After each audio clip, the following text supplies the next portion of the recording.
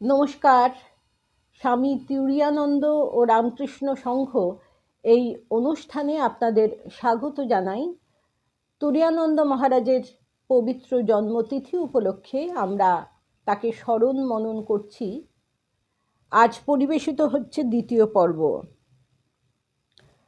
তুরীয়ানন্দ মহারাজ জ্ঞানী ও তপস্বী ছিলেন, কিন্তু স্বামীজির প্রবর্তিত কর্মযজ্ঞ, তার প্রবর্তিত সংঘের প্রতি তার শ্রদ্ধা ও আনুগত্য ছিল অপরিসীম।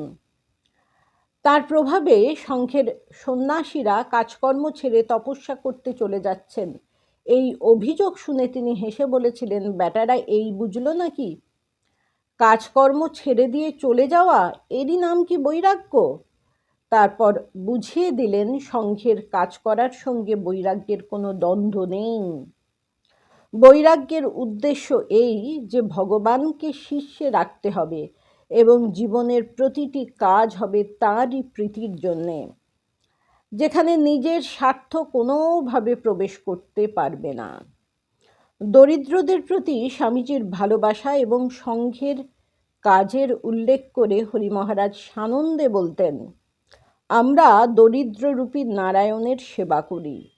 তিনি কাশীতে থাকাকালীন একবার কেউ এসে বললেন, বেলুর মঠের পণ্ডিত মশাই বলেছেন যে স্বামীজি সাধুদের জন্য যে কর্মধারা প্রবর্তন করেছেন, শাস্ত্রে তার সমর্থন নেই। তর্জনী তুলে হরি মহারাজ বললেন, মঠের পণ্ডিত মশাইকে বলবে যে যেদিন থেকে স্বামীজি ও কথা বলেছেন সেদিন থেকে নতুন শাস্ত্র তৈরি হয়েছে। একমাত্র ঠাকুরের কৃপাতেই সংঘে আশ্রয় লাভ সম্ভব, এই ছিল হরি মহারাজের মত। একবার মঠে একটি ছেলে যোগদান করতে আসে। তাকে ডাকতে সকলের আপত্তি দেখে স্বামীজি বলেছিলেন, ঠাকুর ভেতর দেখতে পারতেন, কাজেই রাখা না রাখা সম্বন্ধে তার মতামত ঠিক হতো। আমি তো ভেতর দেখতে পাই না, কাজেই আমি সবাইকে সুযোগ দিতে রাজি আছি।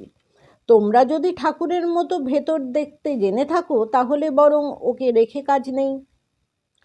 তারপর প্রত্যেকের মত নেওয়ার সময় হরি মহারাজ বললেন,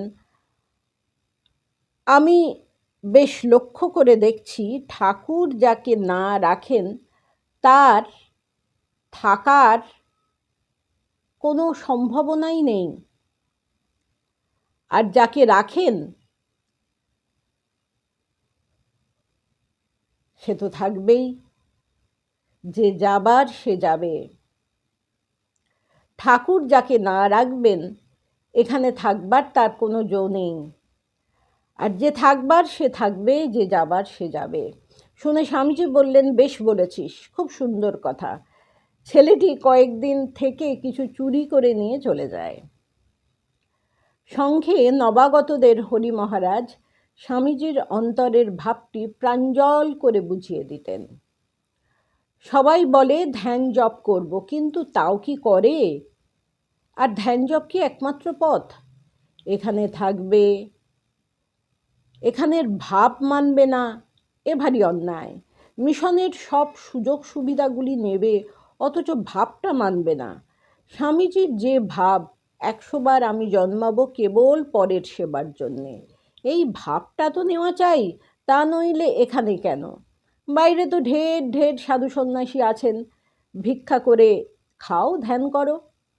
আবার একবার কথা প্রসঙ্গে বলেছিলেন, অনেকে মনে করে স্বামীজির কাজ করতে গিয়ে তাদের ধ্যান জপের ব্যাঘাত হবে, আধ্যাত্মিক উন্নতির বাধা পড়বে। আমি তাদের বলি, স্বামীজির কাজের জন্যে নিজের আধ্যাত্মিক উন্নতি পর্যন্ত ক্ষতি স্বীকার করে অকপটভাবে কাজে লেগে যাও দেখি, তাতে মঙ্গল বই অমঙ্গল কখনো হবে না। স্বামীজির প্রতি তার এতই বিশ্বাস এবং শ্রদ্ধা ছিল।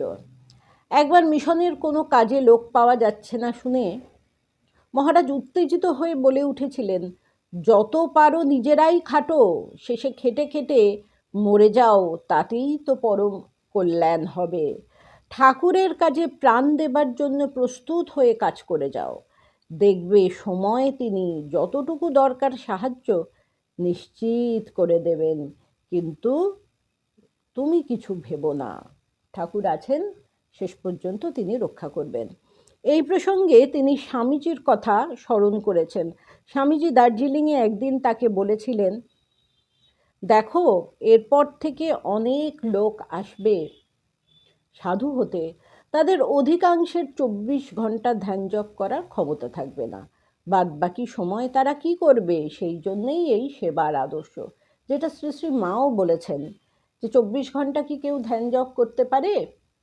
মনকে আলগা রাখতে নেই, তাহলেই মন গোল বাধায়। তাই তো নরেন নিষ্কাম কর্মের পত্তন করেছে। আবার আমরা পরের পর্বে আলোচনা করব। নমস্কার।